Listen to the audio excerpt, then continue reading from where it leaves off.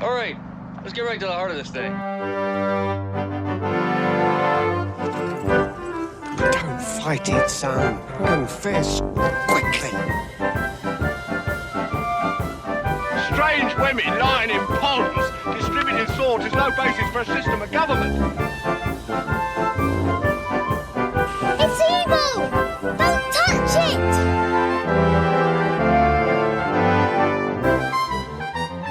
That was only one of the many occasions on which I met my death.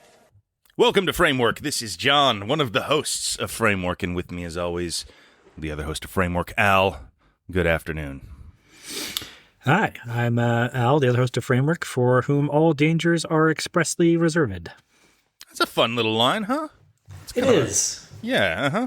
What are your feelings on the popular figure Don Quixote, Al?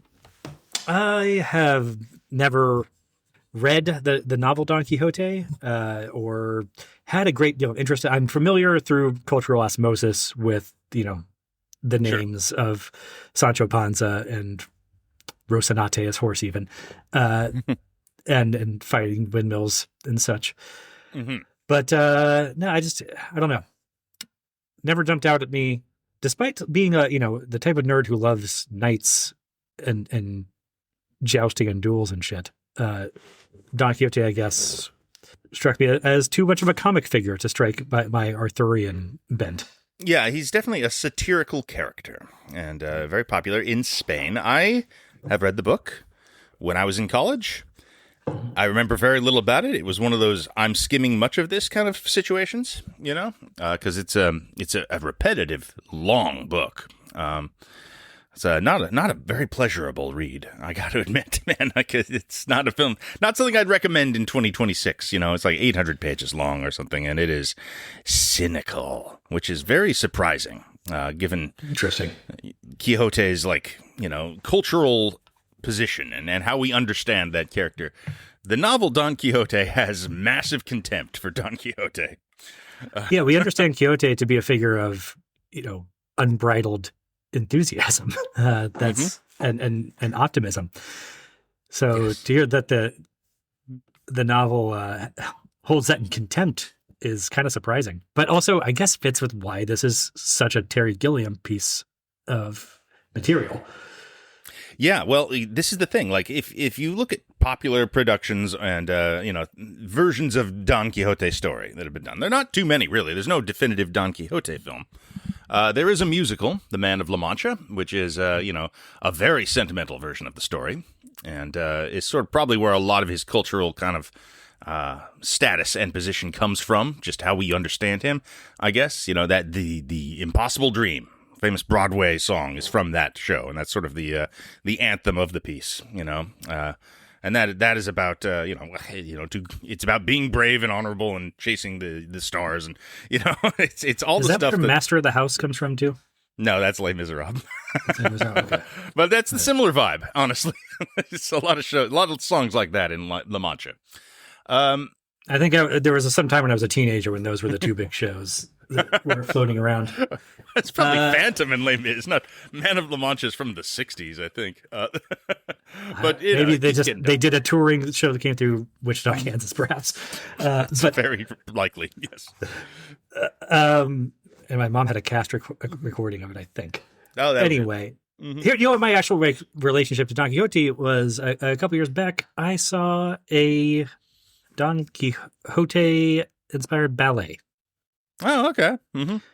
Because my wife was a ballet dancer in a previous life, and I took her for our anniversary. How was it? It was, I don't know, graceful and but yeah, it's ballet. It's impressive, but I'm somewhat of a Philistine when it comes to some of the higher arts. I feel like that sometimes with dance, I have to admit. Like, I know this is good. I don't feel like it's actually hitting me in the way it's supposed to, in some way that I'm not. Mm-hmm. Yeah, I don't know. That just happens sometimes, I guess, with higher culture in me too. That sometimes you go to a restaurant, you can recognize this is fancy and expertly done, and it's not for my palate. Sure. Yeah. Well, I mean, to that point, this movie is not for everyone's palate. This is a weird movie we're talking about today, man. How do you like it? I find it frustrating because there's moments in it that I think are terrific. There's ideas that are great. There's stuff in here that I think that's the Gilliam shit I love, but it doesn't really cohere. I feel like for the last 4 movies we've done, which are his big slump, yeah, you've said something to that effect about all of them, and to all of them I can be like, yeah, I can kind of see that, but these are all pretty bad movies. And this one I'm like, this is not a bad movie. Not at all. This is the best of them by far. Movie. This is the best of the broken movies, without a question. Yeah. It is. The problem is, this could be a great movie. I think this movie is has the material and the certain aspects of it that really could have. This could have been awesome. Like, this could have been a real return to form, and it is a little frustrating that it is not. In its way, it's kind of a little bit fitting and appropriate that it is sort of a tragedy as well, like in and of itself, that it doesn't quite land and doesn't quite communicate itself in a way people feel, or that it basically has no cultural identity. Like, I guess some people are aware it exists, but not really. Despite starring Adam Driver, this is an invisible film. Yeah, this movie. Okay, so The Man Who Killed Don Quixote, by the way, that's the film, and it famously for decades was, the lost masterpiece, the one that, and I mean, Don Quixote as material is just such a perfect basis as the thing that the rock on which doomed artistic geniuses throw themselves to end their career. And like it defeated Orson Welles filming, the definitive Don Quixote movie, and it had defeated Terry Gilliam for many, many years, as documented in the cult documentary Lost in La Mancha. And then finally, after 25 years of trying, he did eventually make it, and released it in quotation marks in 2018. And now, as you say, like, wait, this is a movie that was not supposed to exist, and now it's a movie that really does not exist. Yeah. Mm-hmm. And, there's sort of a bit of a blithe kind of poetry to that in a way, but, obviously it's not a satisfying resolution. I mean, like, if you watch the documentary, there's a second one, He Dream of Giants. They made another one, same team on this one, which I did not get around to.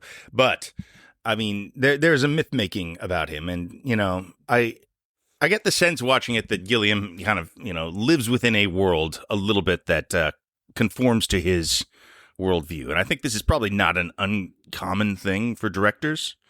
He has an entourage, he has a system of support, and a mythology in and of himself that has been perpetuated. And so it is kind of this great final achievement within that world. It just doesn't exist outside of that. Can I give you? I'll explain to you exactly how much this movie does not exist.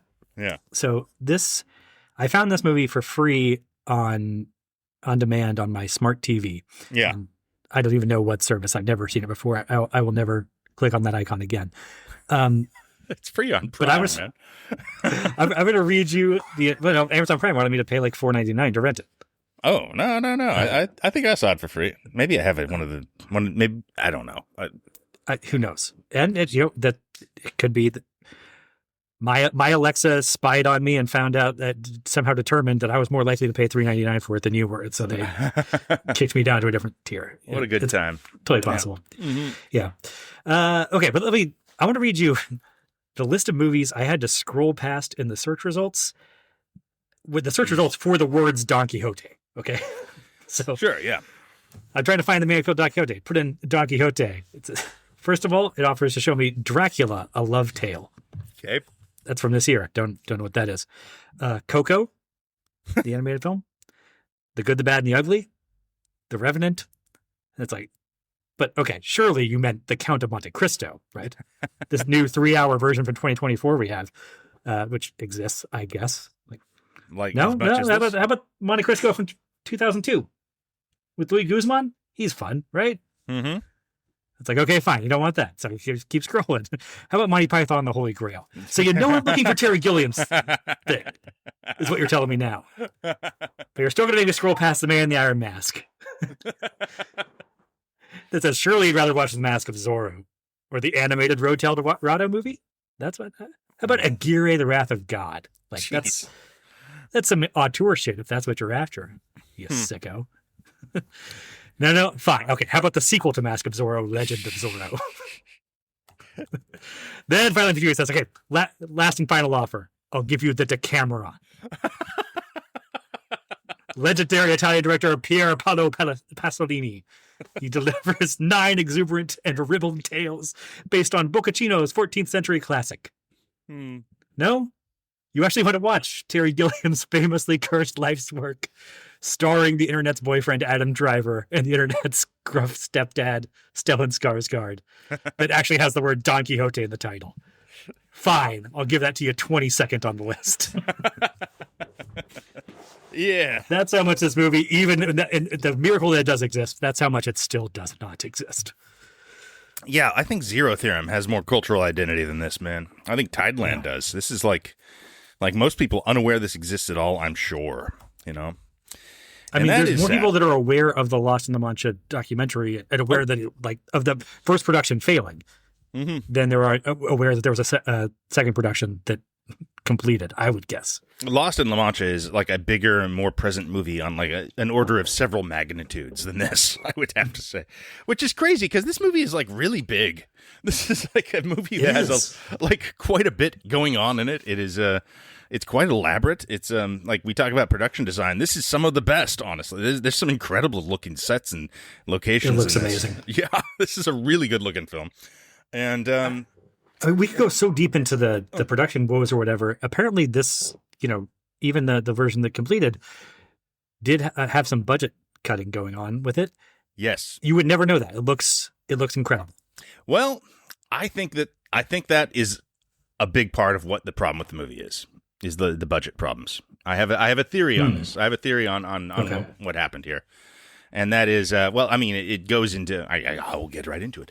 The thing we've kind of identified, especially in the latter-day Gilliams, as a problem is the difficulty of telling the reality from the fantasy. And there is a decision that was made, and you can see in Lost in La Mancha, they go back in time.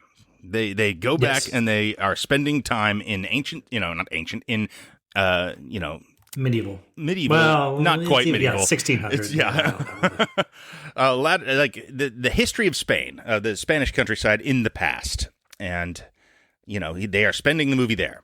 It is, for all intents and purposes, an adaptation of Don Quixote, the novel, right. But with this modern day character kind of Connecticut Yankee and King Arthur's Court. Exactly. Version. And that's what the Johnny Depp version was going to be. And this version, they rewrote it, so he never actually goes back in time, but there's sort of a bleeding of reality and fantasy. He's sort of doing the story of Don Quixote in modern day with a lot of stuff that is directly from the book, but we're sort of destabilized within that world, and it is never clear entirely what's going on. Like, I think if we were entirely in the world of fantasy here, or entirely in the past and doing Don Quixote, we would have a lot more context for everything that's happening. And we wouldn't have to be like, the Hollywood crew is now, okay, they're sucking up to a Russian investor and they're having a fancy dressed ball, and like all this stuff wouldn't be so befuddling and confusing.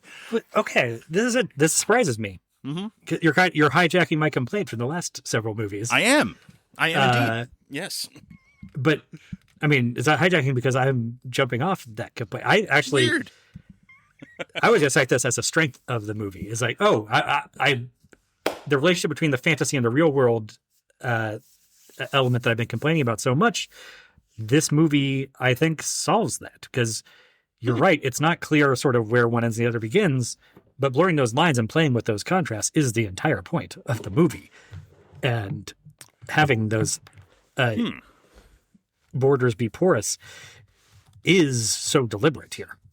Interesting. But I'm thinking now, and I'm like, it does give it a texture. I don't know. I think maybe part of it is just the simple, like the fact that they're doing Don Quixote, the novel here, in so many specifics. Like, everything they do in this is right out of the book, honestly. It's almost a straight adaptation. I mean, Don Quixote, the book does that same thing too, where it shows you that it's a windmill and it's the giants. And oh yeah, but it's very episodic as well, and all the little things like the Mirror Knight sequence, and it's actually his. The people in this town are trying to Shutter Island him back to sanity, all that stuff. And then the second half of the novel, Don Quixote, is this extremely long, like, series of humiliations where rich people, sort of embarrass and humiliate Quixote. And it's fun, and it's supposed to be entertaining. It's just sort of depressing. I never guessed that was straight from the novel. Yeah, yeah. That thing where they put him up on the wooden horse and pretend he's flying through space. That is from the novel. Oh wow. Yeah, and it also, like, the end of the novel is like he snaps out of his delusion and says, I'm such a fool. I'm so stupid. I was so wrong this whole time, and then he dies. And it's such a shitty ending, frankly, especially because, you like Don Quixote. If you don't like the book, you've quit. You don't like Quixote, you've quit reading this a long time ago. It's so cynical, it is it's lampooning this character, essentially.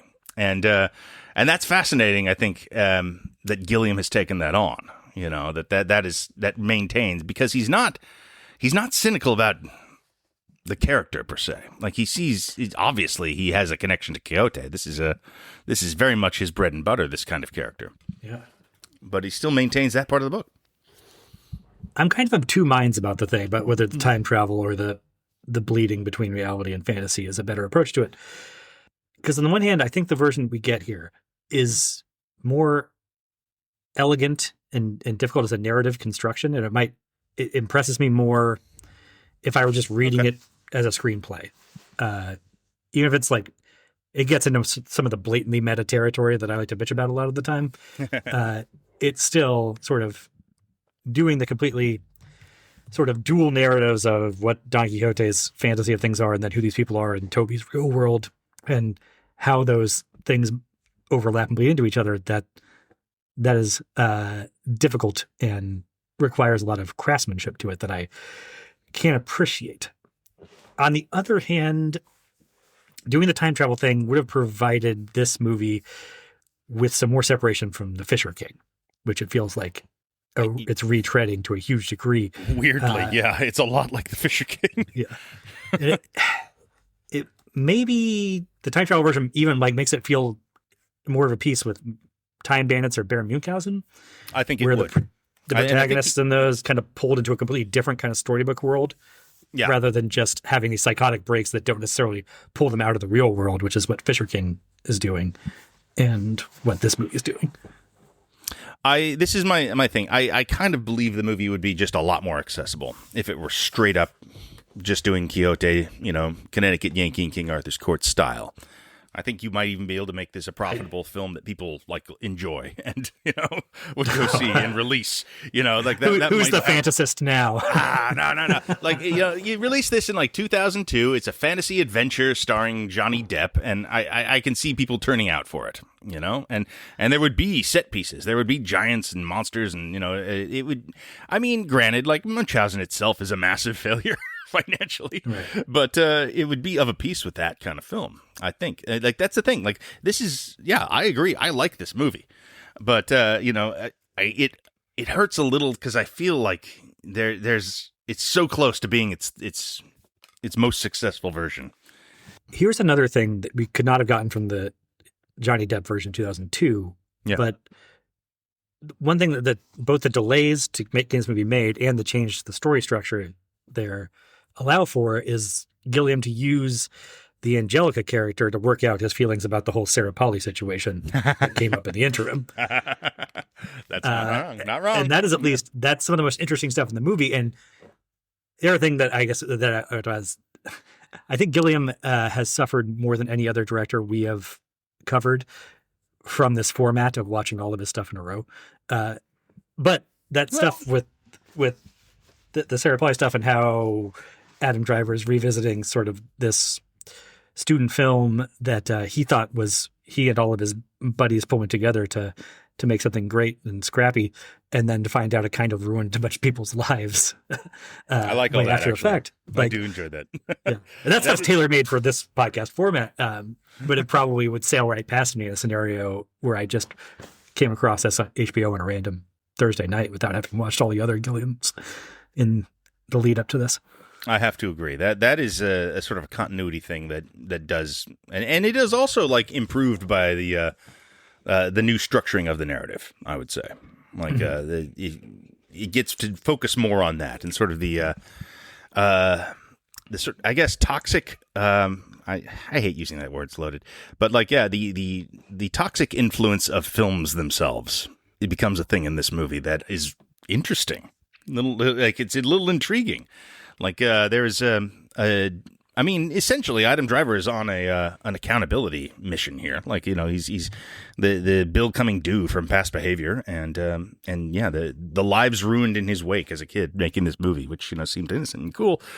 Yeah, it fucked up this whole group of people like forever, and I think there is some sort of, I don't know, it's glancing at it or tilting at at some sort of point about the fantasy of Hollywood, and not just casting couch shit, but like just turning these sort of fantasies into sort of an impediment and a problem in your life. That's an interesting thing for him to take on. The danger of fantasy. I mean, it's always kind of been there, I guess, but like this is, I think, the most direct version of it. Yeah, and it's just, you said, the whole thing of how are you supposed to keep him down the farm once they've had a taste of stardom, even if it's not, she never made it to Hollywood. No. She made it to Marseille or something like that, like as the farthest that the Angelica character got. But it's not something you get from Gilliam until he's in his 70s, this idea that, maybe like these people that I thought, we were all on a grand adventure together, are really embittered by it and damaged by it. In that context, yeah, I actually do like this. That's good. Yeah, I hadn't connected those two things. That's cool. The thing I was saying about Gilliam suffering the most from this, doing the entire filmography in a row here, is he has this very specific and identifiable bag of tricks. And those tricks can be really striking and refreshing when they're popping against a sea of normie Hollywood bullshit. We were watching a bunch of other stuff, and the Gilliam movie pops up, like, wow, this is different. But it is hard to watch The Man Who Killed Don Quixote, for as complex as it is, and not see it as derivative of prior Gilliam movies in like nearly every single scene. It's like, I've seen this scene in The Fisher King. I've seen this scene in Munchausen. This one is weirdly like 12 Monkeys somehow. Yes. And like the big thing, like the driver character feels very much the similar protagonist as you get from Heath Ledger in Parnassus or Bridges in The Fisher King, where they're... the Fisher King thing is nuts, man. It's like, it's sort of a smug asshole trying to improve the life of a man who he drove to madness inadvertently years ago, who believed himself to be a medieval knight. Crazy. That's like insane. That's so direct. But even Ledger in Parnassus is this venal, worldly type that's sucked into an old-timey fantasy of an insane and maybe magical person. Like, yeah, he also represents the excesses and villainies of the Hollywood system. Right. Mm-hmm. Which is weird, because that character doesn't actually have any connection to films in the end, but that still comes across in Parnassus somehow. Weird movie. Yeah. Yeah. And even like and Quixote and Fisher King also end the exact same way, with the the yuppie immersing themselves in the fantasy voluntarily. Mm-hmm. That's the only way too. After he's killed Don Quixote, of course. That's true. Do you think that's because somebody else wrote Fisher King and Gilliam wrote Quixote, that Bridges doesn't kill Perry in Fisher King before he takes his place? I think so, honestly. I don't think I don't think Gilliam has like audience pleasing instincts per se. I don't think that enters his consideration. He might even prefer not to, like, I mean, the movie is called The Man Who Killed Don Quixote. It's happening. So, I mean, I don't know if it's even the appropriate ending. It's just like, well, it has to be that ending. It has to. And Don Quixote does die. That's also the end of the story. So, yeah, whatever. I don't know. We can get to that, though. I think I do want to say that, like, as a filmmaker, I think Quixote is in some ways sort of the sort of transcendent myth that Gilliam has been chasing his whole career. In a sense, he's made so many versions of Quixote up to this point. It's not unlike Guillermo del Toro making a Frankenstein movie.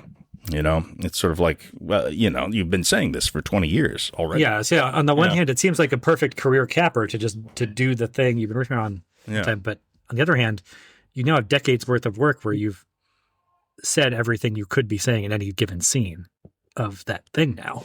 Yeah. I mean, there's a lot more on display here, but like all the Hollywood shit for sure. But so in that sense, it's I guess it's interesting that, it's not just doing a version of the Don Quixote story. He's not straight adapting the novel, even if he kind of is. There's too much other weird shit in here to just be a retelling. And I think that works to its benefit. The conception of the Adam Driver character, there's no room for that in the Guillermo del Toro Frankenstein. True. But yeah, but like it's less that he's hemmed in by, I mean, this is my experience of it anyway. Not having read the book, I guess I wouldn't know, but it doesn't feel like he's hemmed in by the source material as much as he's hemmed in by his prior filmography and how, I never would have guessed that Flying to the Moon thing was from the novel because I was like, oh, but this looks like something straight out of Newcastle. Yeah. And like the stagecraft they're using to fake it's like feels like the scams that they're running in the beginning of Brothers Grimm. And I don't know. It's just, and again, like I said, the central character dynamic being so identically the same makes it kind of impossible to not view this movie as the Casino to Fisher King's Goodfellas. It has all the other stuff, too, though. I mean, I guess maybe it has that value as a career capper, though. Like, if this is a pretty good last film, if this is indeed Terry Gilliam's last movie, this is a very solid final movie, in the way that sometimes you get a nice final grand statement, I would have to say. It kind of covers the entirety of Gilliam, from the highs and the lows, and really, really keys in on his favorite themes and ideas and stuff, so... Yeah. I mean, it beats the hell out of The Ward as far as career cappers go in the directors we've covered. Mm-hmm. All right. So, I don't know. Let's see. Adam Driver stars in this film. Yes. I have endless admiration for him, going and taking the dream projects of all these old masters and kind of trying to force them with his celebrity into reality. That's great. Yes. I love that he does that. Ferrari, we talked about already, is another example of that. And, of course, the Francis, right? The Coppola film. So it's very much, I mean, you got a really good trilogy of movies right there. I mean, I don't know if it's really good, but it's an interesting and fascinating trilogy of movies if you watch all three of those. Well, and he even got, like, Noah Baumbach's version of White Noise across the line. Oh, yeah. And that's not like, Baumbach's younger. It's not like been a career-long aspiration of his, but that is an adaptation that's passed through a lot of different skilled filmmakers' hands, and with a lot of people deciding it was not possible or viable. Turns out it's not that viable, and he was not right for that part. But but he got it made. Yeah, like you can't fault his intentions, I don't think. And so he's the Toby character obviously evolved over the decades, but started out as Johnny Depp. Was then going to be Ewan McGregor for a while. It was going to be Jack O'Connell for a while. And it landed on Adam Driver. And I do think Driver is better for like the role as it exists in the 2018 version than Johnny Depp would have been. Like I know he wouldn't have been playing the exact same thing. Mm-hmm. Yeah. Well, I mean, if you're just going to pick Johnny Depp up in 2018, that character's immediately too old. But like Driver is, I think, quite good here. I think Depp would have been really good in the original version. You know, he seemed to be on a bit of a heater at that point. You know, like so he made that as we were discussing. Like the movie fell apart right before he made Pirates of the Caribbean, so he was kind of like really finding the height of his popularity at that moment. And you can see in the Lost in La Mancha clips, he seems to be keyed in pretty good there. So I think he would have been good in that film. But now, you want. I think so. The difference I think you get from Driver is just one, his size. It's good. And that lends itself to his inherent like intensity, and there's a menacing quality about Adam Driver that he can't quite shake. Yeah. And that's to the good, I think.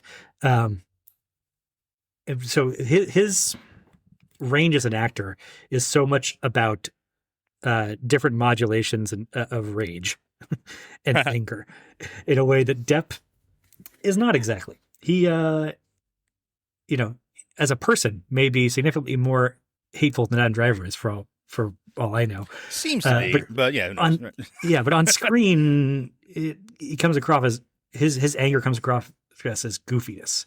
And there's goofiness to this character, but I think that actually the way Driver's just bigness and kind of inherent scariness, for even when Toby's being a buffoon, it lends something to the backstory of, like with Depp, I think trying to do the same thing, it would come off as he was more of a sleaze and a Lothario who was probably sleeping with a teenage girl and right, or at least you don't necessarily trading off her infatuation. Yeah. With Driver, you get more sense of this. People have a hard time saying no to him because we have this, primate brain thing that when somebody's 6'3", we don't want to upset them. We're more careful about upsetting them than we are if somebody's 5'8". It helps with the atonement thing too, because like he's kind of wielding his charisma irresponsibly in those early when he appears as a younger man. And that's cool. I think that is an Adam Driver thing, or at least it can be, and is used so in this film. Driver also, another great skill of his between this and the Star Wars movies, has proved himself pretty adept at aging himself down just through performance. Yeah, very much so. Or for up those, for that matter. There's not a ton of the flashback material here, but he's able to pull it off in a way that, Depp, even when he hit his 50s, was still kind of ageless, but you weren't going to buy him in his 20s. Right. Driver can just sort of, there's a goofy grin he can do that makes you see him as a teenager all of a sudden. Yeah. So well used as Kylo Ren, he's kind of always great in my opinion. I think he is really good in this movie. He's it's a tricky role. The asshole qualities have to not turn you off to the character, which that's a movie star. If you can play an asshole and still have the audience following you and liking you, that's what you need. And great casting in that regard. I mean, I think that's how he became a star, right? It's just from like Girls that he was right. cast as the villain of the season. I'm like, no, we can't make people hate this guy. He's too goddamn compelling. It's too interesting to look at. And and again, I mean, maybe I'm carrying just some residual, just like he seems like a really good guy. I like what he does with his career. I don't know. There's bad stories about him now, I guess, or complicated stories, but I don't. Whatever. We'll wait and see on that, I guess. But I think you're the thing that I mainly drives affection for him, because I don't get too invested in like the personal lives of actors, even ones I like. I'm not like, right. Well, they must be a good guy. But I would put Driver up there with people like Robert Pattinson or Brad Pitt, where I'm like, I have a lot of respect for how you've chosen to use your celebrity and the projects you've chosen to very much to use it to get across the finish line. Very much so. Yeah. So, it's, I think, all to the benefit to have him as the star of your movie. Jonathan Pryce plays Don Quixote. Yes. So, should we run through the cast list for that? It was the French actor Jean Rochefort in the Lost in La Mancha era, who had all kinds of health problems, which became sort of the tip of the iceberg of what sunk that production, but was a big problem there.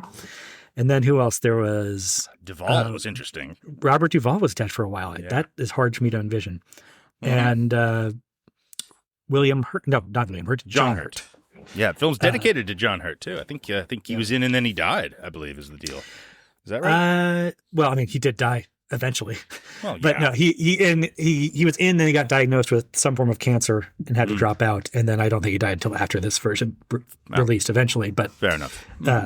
Yes, two Quixotes were taken out by Death. aging actors' health issues. And we got Jonathan Pryce, who I also would have never pictured in this role and said, well, that's just on its face really wrong because that's one of the most British people that's ever acted.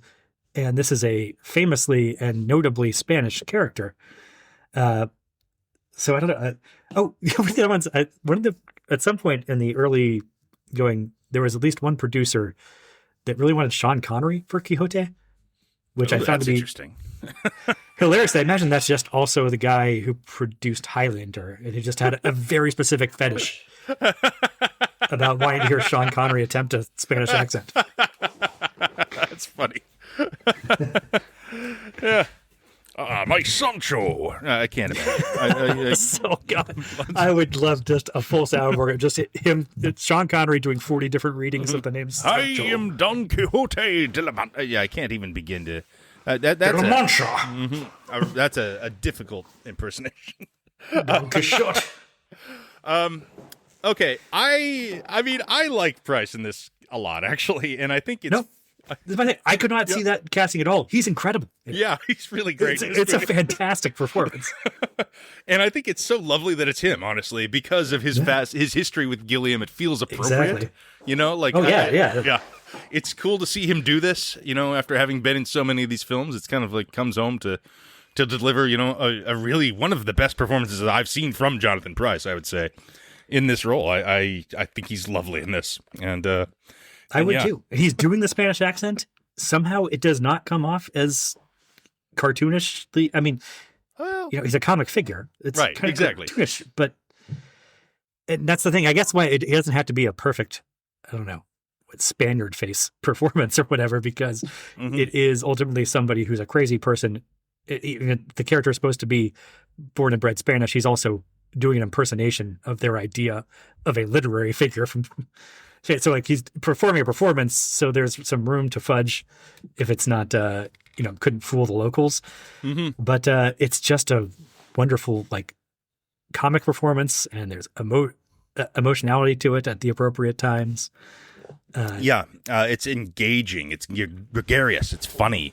Yeah. I love that he like just cannot get off a horse normally. Like it has to be the most ridiculous and difficult production every single time. He's having the time of his life, and when he has to be the sort of the center of the film and have gravity and pathos, he really pulls that off too. It's I don't know, man. I might call this the best Jonathan Pryce performance in a Gilliam film. I don't know. It's probably. Brazil. I just like Brazil is ultimately such a more successful overall package, and he is so essential to that it's hard for me to say that for sure. But it's not crazy as I would have assumed that statement to be going into this. Seeing this performance did my heart well, honestly. Like it made me feel good to see him doing this, and that I liked a lot. Yeah. So good for him, man. That was. It's kind of crazy that they didn't just start with him. You know, I guess he had to age into it a bit, but like, you know, it seems like this was the guy for Terry Gilliam's Quixote. Yeah, I mean, honestly, and reading that casting up front, you know, in 2017 or whenever they were filming this, I would have interpreted it as, oh, this is just Gilliam throwing up his hands and being like, you know, they just keep getting sick and dying on me. I'm sticking with the guy. He's number 2 on my speed dial already. Like that might have been it. Honestly, that might have exactly been it. But you know, Pryce is an actor. Like first and foremost, he's been in a ton of shit. He's been, you know, he's a very accomplished actor. So, you know, the role of Quixote can be a gift. You know, a lot of people have done it, and you know, this strikes me as maybe my favorite version of it I've seen. Yeah, I don't have a ton to compare it to. That's true. Yeah, I know Lithgow did it at one point. I kind of want to see that, but I heard. But that kind of goes to like, so my, you know, all my knowledge of Quixote being kind of secondhand through other cinematic or literary allusions to it. And I guess that kind of sours me on the concept of it a little bit. There's a couple of things, like Alice in Wonderland would go in the same category for me, where I am fully willing to say up front, great, work of genius, whatever. I also would not be opposed to a moratorium on referencing Alice in Wonderland or Don Quixote in genre storytelling going forward. It's the easy touchstones. Wizard of Oz edges into that territory sometimes too. He is a cultural figure in Spain. Like, he's sort of a little bit of a mascot in Spain. I think when you have Spanish Olympics, you're going to have a heavy Don Quixote presence, for example. There's statues and stuff. He's a big deal for them.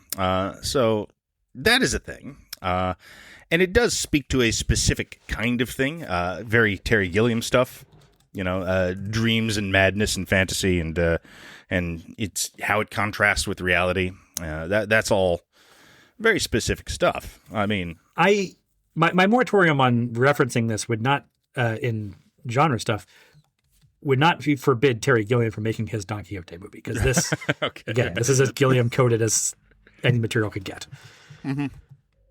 He comes by all this very, very honestly. Yeah.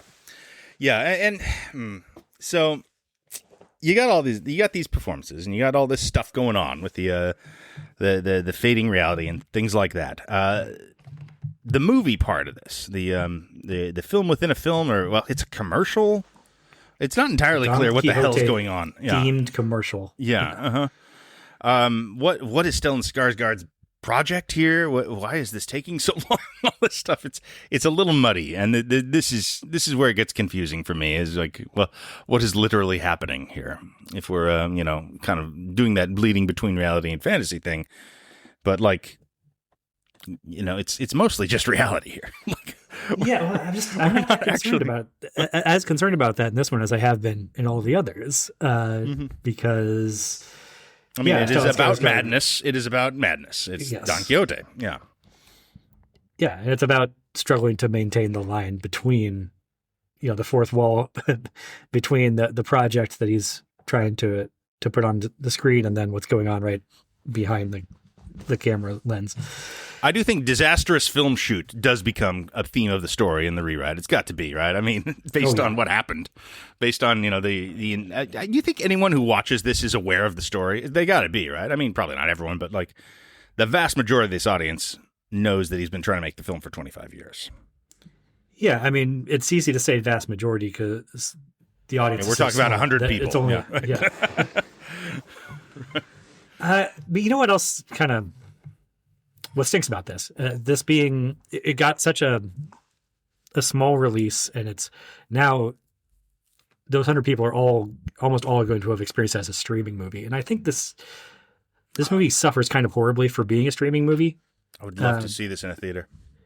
Man, such a good... Not just because like the scale of some of this stuff, like the giants at the end would probably work much better on a big screen, but the entire like last act at the castle, I think, would look incredible on a movie's theater. I mean, it looks good on a TV screen. It does. But to stream a movie at home is to watch it amid distractions.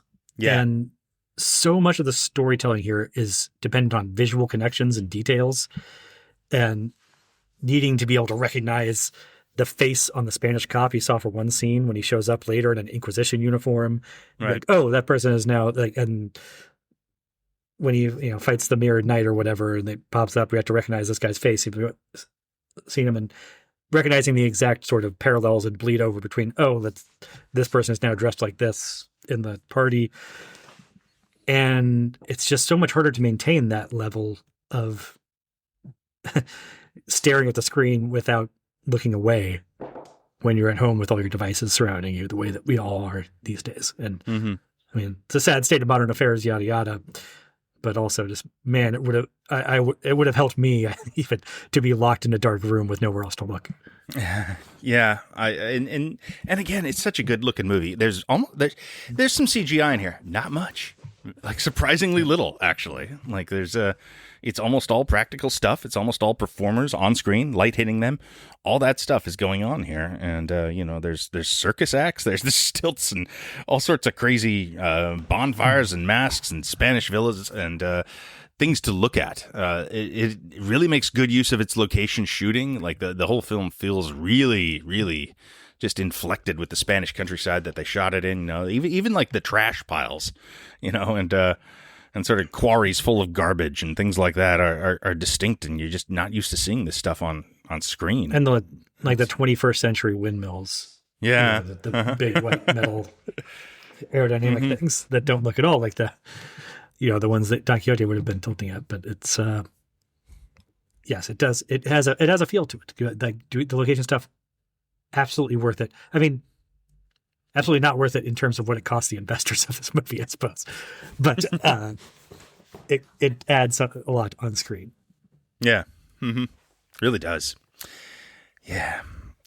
So I don't know, man. I came into this feeling pretty positive about the movie. I'm feeling even more so now that we're talking about it. It's sort of a tragic film in a way, in just how small and unseen it is. But I do think this is. That behooves it. Kind of, right? In its way. There's a little bit of that to it as well. Is that there's a little bit of pathos to the existence of the film too, and that kind of helps it. Yeah. Yeah, and to whatever degree it's a failure, it's a much, much more noble failure than Brothers Grimm or Tightland feel to me. There's nothing noble about those failures, no. And and it does make such a perfect capper on Terry Gilliam's career. You almost don't want, for narrative's sake, his career to be capped off with a big billion-dollar blockbuster that proves him entirely right. Like, this is like perfect. He needs, like, Don Quixote does need to die at the end. Yeah. Kind of a failure. And that's the Gilliam thing, is that, he gets to maintain, I guess, some of his outsider artist cred by this not being into like a commercial triumph. I suppose so. I mean, if we're viewing his life as a novel, absolutely.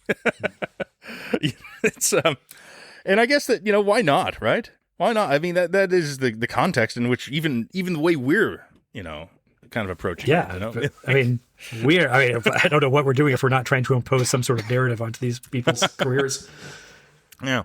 And I do think that is necessary for the film, to have a lot of its power, is for you to understand the production history, understand the career of Terry Gilliam and his relationship to this material. I think that all does kind of have to play in to your appreciation of it. And we were talking about Zero Theorem was the last one we did.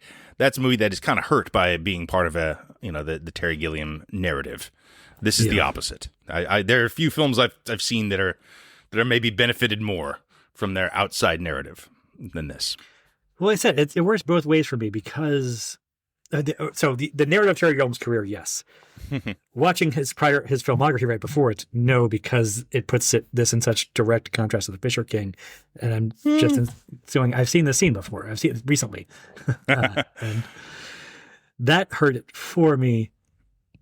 But again, in this context of his whole of looking at Gilliam's career from the outside, there's something perfect about the ways this movie fails. Should we have some words for Stellan Skarsgård? Olga Kurylenko, their quarter of the film here. I mean, no, like obviously nothing but respect for Stellan Skarsgård. It's funny he showed up for this. Yeah, well, I mean, it's the type of thing I expect him to do. Yeah, well, hey, we got a cuck chair for you to sit in, Stellan. Can you make it? Yeah. Yes, I can. That sounds good. He's going to work with no, like anybody sort of difficult art house directors with European connections. Like he'll do Lars von Trier's whatever. He'll show up and be professional. He'll do that for Gilliam. I'm sure he'd do a Werner Herzog a solid if he ever asked. Mm-hmm. I mean, he doesn't show us anything special here, I don't think, is what it comes down to. No. It's odd they even got him, but yeah, always welcome. He's a good guy to put a fisheye lens on through a peephole. He's just sort of a grotesque guy, and that's fun. And he's no vanity about that. So yeah, that's great. I do find the women in this interesting, and the specifically the contrast between Angelica and Jackie, the Olga Kurylenko character, who you think is going to be sympathetic at first, but is not. Yeah, for a minute. Yeah, just sort of sort of one of the rich people villains in the end, ultimately, and that's sort of all of it. I don't know. He's horny for her. That's clear from the movie. Well, yeah, but he's even hornier to watch his old movie, and right. He wants to. I meant Gilliam, but that's true. Yeah. Oh, yeah, you meant Toby.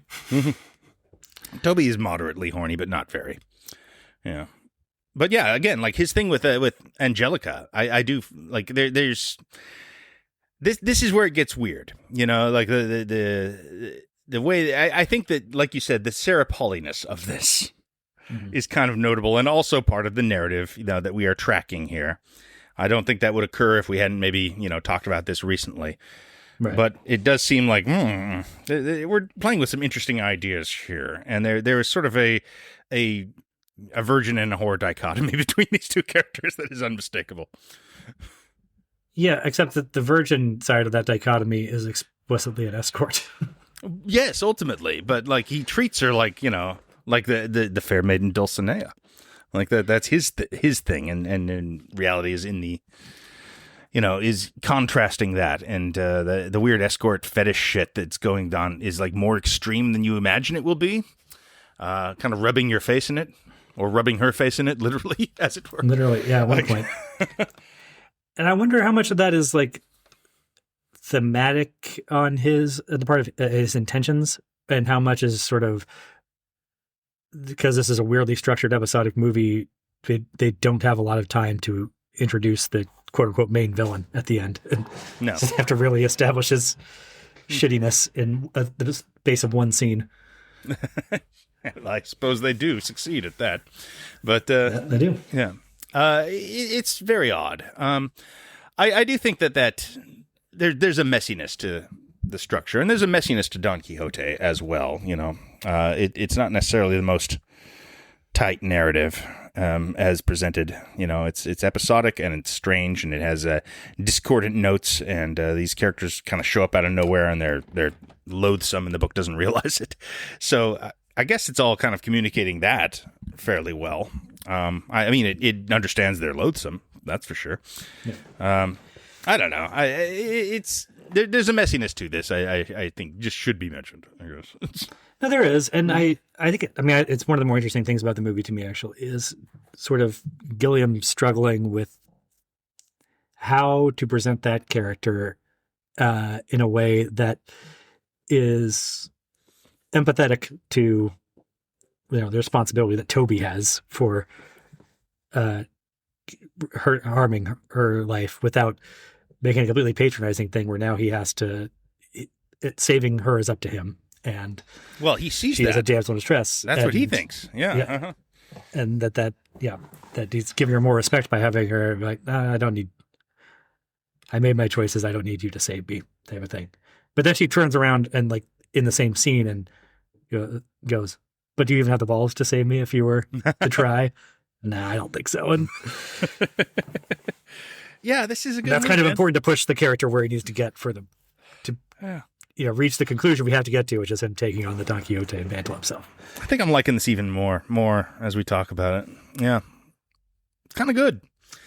I'm certainly happy that he ends with this, That wasn't just a complete trail off. Yeah.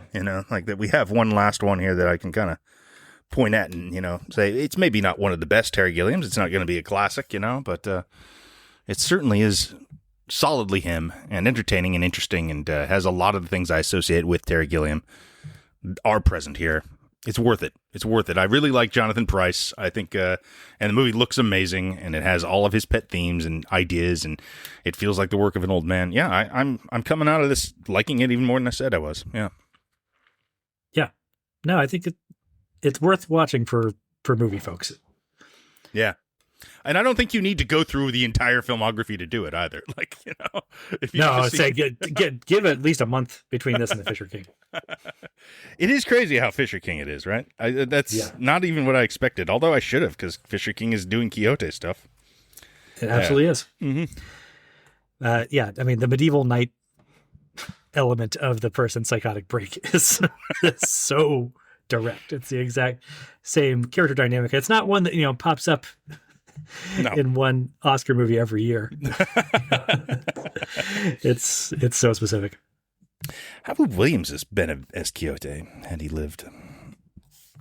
Oh. Probably good. Yeah, whatever. It's floated at some point in there, yeah. He'd already done it, though. That's the thing, yeah. He had. That would have been a problem, now that I think about it. Okay, so, I mean, look, man, that's the last Terry Gilliam film. He's agitating to make this other thing. It's called The Carnival at the End of the World, I think, or something like that. That's a good Gilliam title. It's a really good title. The premise is, it sounds a lot like Good Omens, if you're familiar with that, which is a thing he was attached to making at one point. That would have made a lot of sense. Yeah, and it's about God losing interest in humanity once again, and deciding to end it, and Satan, who has become sort of acclimatized to the way things are, basically trying to save the world. And it would have been Johnny Depp as Satan, Jeff Bridges as God. And allegedly, Adam Driver and Jason Momoa supposed to be in it too. Now, pitch line, that sounds all kind of like, well, it's Terry Gilliam shit, and it's a good cast. He always gets good casts. He's also said, basically like, the premise of Good Omens, like you said. Yeah. And there's a lot of Dr. Parnassus in there too. Like, it's almost a shame that he already had Tom Waits play the devil. Yes. To not. Well, I imagine this would be more of a starring role, like he's the protagonist, I think. But, I don't know. It sounds Would like you it's be not more going to happen. excited about today, if it was coming out next week? Would you be more excited about seeing that same movie with Johnny Depp as the devil or Tom Waits? Well, I would be more excited to see Tom Waits, I'm sure. I mean, Be true to yourself, is what I'm saying. Even in his fallen state, I'm sure Johnny Depp opens that movie quite a bit larger. But, yes, no, there's no question about that. But again, are we holding out hope, or do we even want Gilliam to end his career with a blockbuster? No. Success? Well, there's no way this would be. He's also been like, and it's also super anti-woke. I'm really going to stick it to those guys. I'm just like, oh, fuck, man. I don't know what that means in the context of this film. Come on. Who knows? Yeah, he said that. That worm has already turned several times. Like, I don't expect somebody of Gilliam's age to have, like, kept abreast of it. So his idea of wokeness is probably still stuck in 2016. And I'm sure it's based on people complaining about shit he did, like a lot of that kind of thing. That's all that the wokeness stuff is. That, right? Yeah. So I don't want him to make that. Hasn't that become abundantly clear over time that no celebrity free speech warrior actually gives a shit about any kind of free speech except when those people are booing at them? Yeah, there's really no mistaking that. And yeah, that's very Gilliam too, I'm afraid. So I'm happy with this as his last film. I hope this is the final statement. It's a kind of a perfect one. It is not, however, our final statement, because we have to come back and do rankings. Because this is still we must bow to convention to some degree. I'm very interested in well, I don't know. I think it's gonna be pretty straightforward. There's a top half and a bottom half pretty solidly here, but I don't know. I kind of think it, for me, my initial, you can sort them pretty clearly by decades. Kind of, yeah. Mm-hmm. That's kind of like, all his 90s stuff's going to be at the top, and all of his 2000 stuff is going to be at the bottom. Yeah, there'll be some things, but there will also be like, I'm curious where things fall. Where's Fisher King going to fall? Things like that. I'm very interested in seeing the how it all sorts out when we're done, and also just to have some final thoughts on this interesting, complicated, great director that we've been talking about. I've really enjoyed this, even if not all the films were great. Some were bad, but they're all distinct and all very clearly, the output of a considered perspective. Like this is an auteur in the most complete sense. Yes, ultimate auteur. You can't get any. There's no point in hiring anybody else to make a Terry Gilliam movie. Nobody else is going to deliver you. But I mean, there may not be a point to hire Terry Gilliam to do a Gilliam movie in a lot of respects, if you're an investor. But you're not. There's no point in. Can you imagine how pointless it would be for anybody else to have made The Man Who Killed Don Quixote from this script? Right, yeah. There's no reason for it at all. Uh-huh. This is purely from one guy, and yeah. Let's get right to the heart of this thing. All right, well, God bless. All right. Thank you for listening. This is Framework. We'll be back with the Gilliam rankings in the near future. All right. Until then, balcony is closed. Strange women lying in ponds, distributing salt is no basis for a system of government.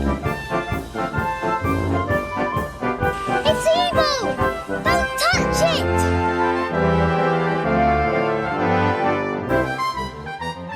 That was only one of the many occasions on which I met my death.